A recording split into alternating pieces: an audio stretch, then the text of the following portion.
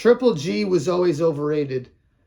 Triple G was a great fighter, and I know a lot of people ducked him, but it's easier to look dominant when you fight against lower tier opposition, and that's what he was doing for a lot of these fights. From a resume standpoint, it's not very strong.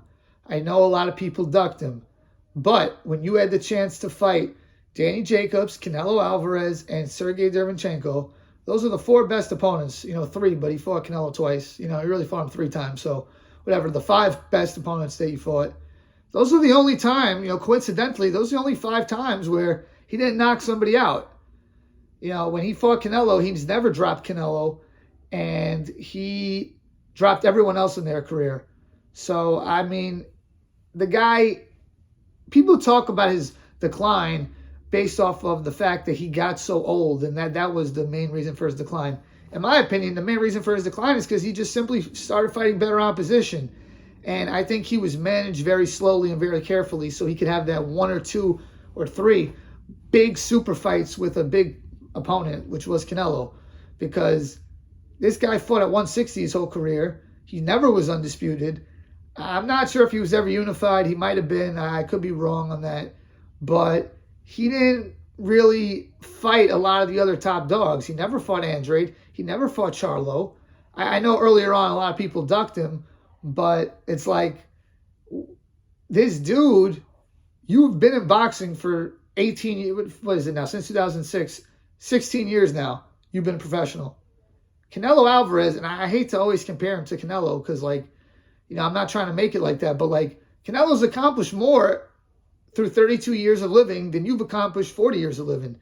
Triple G became world champion at 32. Canelo Alvarez, he did all of these things. 4-division champion, undisputed, fighter of the year, all these great things. He did all that at 32 years old. At 32 years old, Triple G was just starting to be world champion. When Canelo was 23, he was fighting Floyd Mayweather. When Triple G was 23, he was fighting people you never heard of. So I think Triple G was always overrated. I personally rated him the number 1 guy back in 2017. I think in retrospect, Terrence Crawford always was. And I think Lomachenko was also better than him.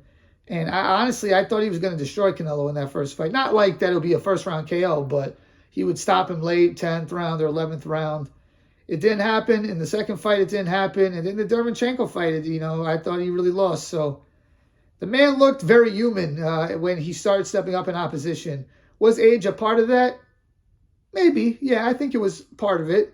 But I think the main reason why Triple G started to look less like the killer was because of the fact that he started fighting better opposition. And the same thing can be said about Deontay Wilder. He was knocking out everybody, but he wasn't fighting, such great opposition. I know Triple G fought better opposition than Wilder. I'm not saying that Triple G's not better than Wilder. Calm down. I could already hear the people on the other side watching this like, what are you talking about? That's my favorite. I'm just saying the truth. Edgar Berlanga, he knocked out 16 straight people in the first round or whatever it was. Then he started stepping up. He looked a lot less dominant. So Triple G was a great fighter, but I got to just say he's probably the most overrated boxer the last 10 years, probably the most overrated boxer of this generation. And a big part of it is that HBO hype that they were pumping him up with, saying he's the killer, he's the best guy, everyone's afraid of him. And I think some people were afraid of him. I think guys like Billy Joe Saunders and guys like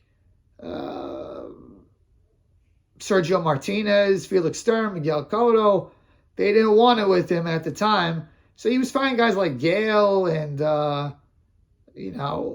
Matthew Macklin and Martin Murray. So I get that. I get that people were ducking him. But when he had the chance to step up, he didn't take over. He didn't dominate. And yeah, I got to be honest with you. I think he's very overrated. I don't think he's at the caliber of a Terrence Crawford, a Floyd Mayweather. Is he one of those very special fighters like the Sugar Ray Leonard, Roy Jones types?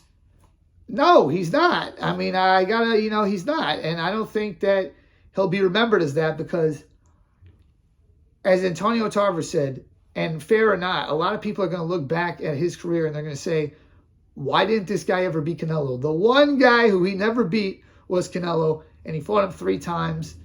I had him winning the first 2 fights, so I just be upfront about that. but they were close. I mean, he didn't dominate Canelo in either one of those. And the Canelo that he fought, that wasn't prime Canelo. That was a young Canelo. To me, the Canelo of today is a lot better. So, yeah, I don't think that Triple G is one of those special fighters. I think he's a little bit overrated. Not a little bit. He was very overrated. And, yeah, his career definitely left a lot to be desired. I think that he was a great fighter, but I think it's a lot easier to look unbeatable when you don't face such great opposition. And you see it when he started facing Jacobs, Canelo, and Derevyanchenko. He looked a lot more human. And don't tell me, oh, it's the age, because he still knocked out Marta Rosen. He still knocked out Rolls. He still knocked out Sermeta.